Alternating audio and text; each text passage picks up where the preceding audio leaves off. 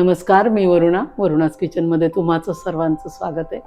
हिवाळी स्पेशलमध्ये आज आपण बघूयात बदामाचा शिरा. बदामाच्या शिऱ्यासाठी लागणारं साहित्य आहे, एक सपाट वाटी आपण कणिक घेतलेली आहे. ही जी मी भाजून घेतलेली आहे, ही कणिक एवढी मी तुपावर थोडीशी भाजून घेतलेली आहे.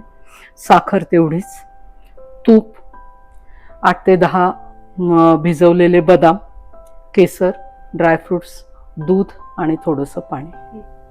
हे बदाम आपण चॉपरमध्ये चॉप करून घेऊयात. या ठिकाणी आधी आपण दूध आणि थोडंसं पाणी असं उकळायला ठेवूया.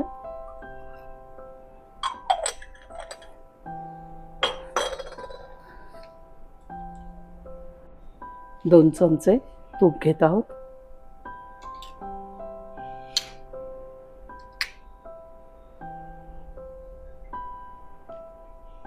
कणिक जर तुम्ही घरात भाजून ठेवली तर शिरा करणं खूप सोपं जातं.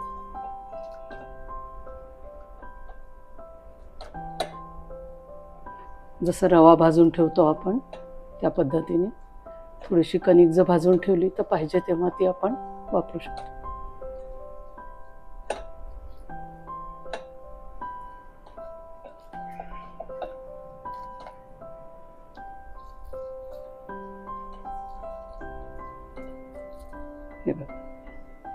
या ठिकाणी भाजला गेला आहे.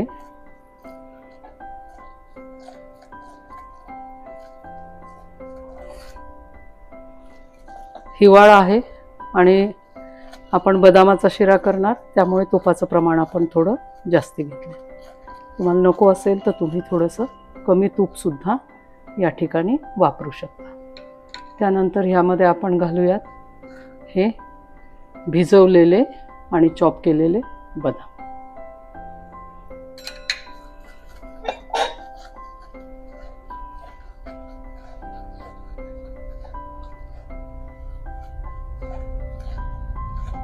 छानसा वास सुटलाय कणिक भाजल्या गेल्याचा, आणि हे बघा तूप पण सोडतंय, चिटकत नाहीये हे.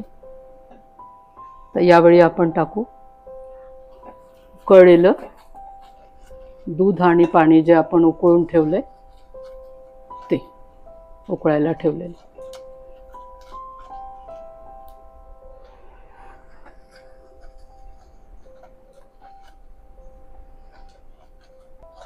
यामध्ये थोडासा आपण केसर घालूयात आणि दूध उकळलंय आपलं, तर हे दूध यामध्ये आपण घालूया.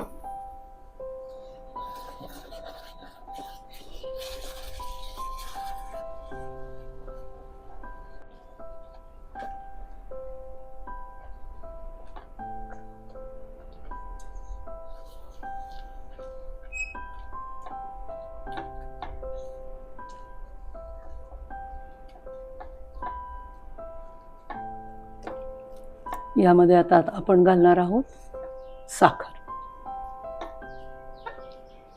शक्यतो जेवढी कणिक असेल तेवढीच आपण साखर घेतो, पण तुम्हाला जर थोडीशी कमी हवी असेल तर तुम्ही कमीही घालू शकता. या ठिकाणी आपण थोडीशी कमी घालत आहोत, शिल्लक ठेवली.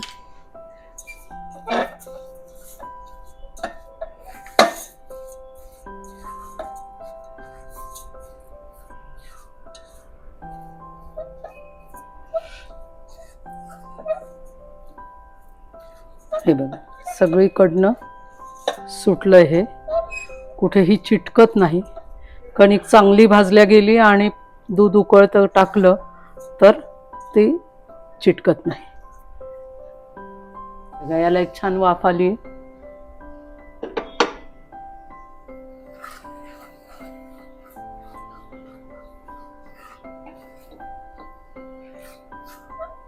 याला कणकीचा बदामाचा शिरा, कडाप्रसाद पण म्हणतात त्याला. गुरुद्वारामध्ये जो मिळतो तो ह्याच पद्धतीने बनवलेला असतो. तयार झालाय आपला छानसा बदामाचा शिरा, जो थंडीसाठी शक्तिवर्धक आहे आणि बुद्धीसाठी चांगला आहे.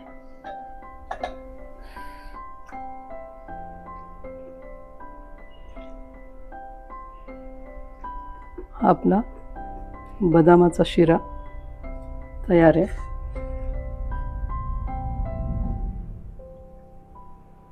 पाहिजे असेल तर वरतून ड्रायफ्रुट्स घालून गार्निश करा.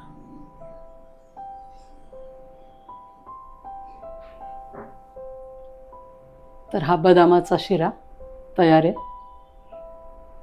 माझी जर रेसिपी तुम्हाला आवडली असेल तर नक्की लाईक, शेअर आणि सबस्क्राईब करा.